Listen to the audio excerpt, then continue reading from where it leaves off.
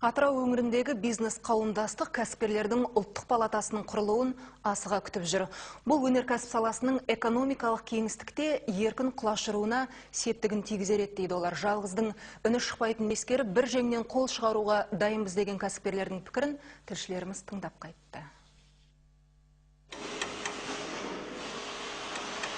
Ерлан Байдулин нығыздатқышты жонып қажетті көлемге келтіретін маман. Ол өндірісте мұнай-газ кәсіпшілігіне арнап нығыздатқыш пен тығыздатқыш шығаратын зауыт ашылғалы албер жұмыс істейді. Құбыр арасынан ауа мен су жібермейтін тауар теңізде, құрлықта, тіпті ғарышта да пайдалануға қауқарлы.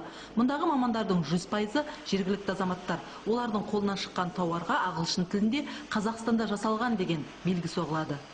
Осы ірі компанияларға осындай нығайтқыштар жасап бергенімізге біздер өте қуаныштымыз. Бұл енді екі турбаның ортасына салынатын зат бұл. Нығайтқыш болып салынады. Бұл манағы ауа жібермеуге, неге қосылатын жерге салынатын зат. Елімізде ғана емес, тмд мемлекеттері арасында баламасы жоқ өндіріс ошағы жылына 200 мың дана тауар шығарады. Алайда зауыт толық қуатының 10% деңгейінде ғана жұмыс істеп тұр.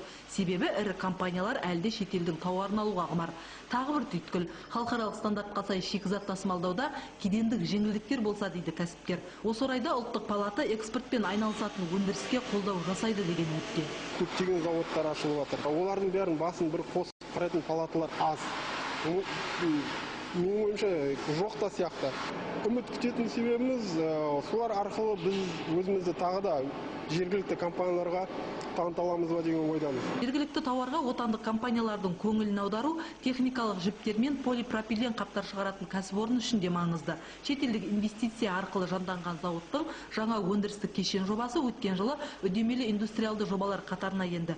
Бүгінде мұнда 150 адам жұмыс істейді.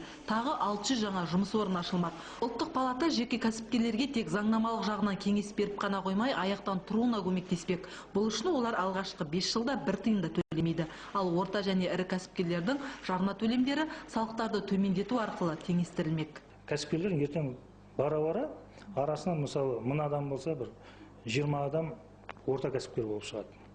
20-дан 10 адам ірі кәсіпкер болады. Соның арқасында мысалы ол біріншіден мына халық жұмыспен қамтылады. Екіншіден салық төленеді үкіметке.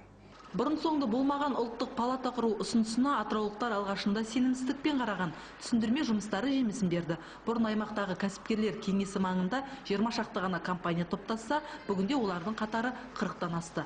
Базаргүл Нәдірқызы, Нұрбол Мұғалім, Астана арнасы.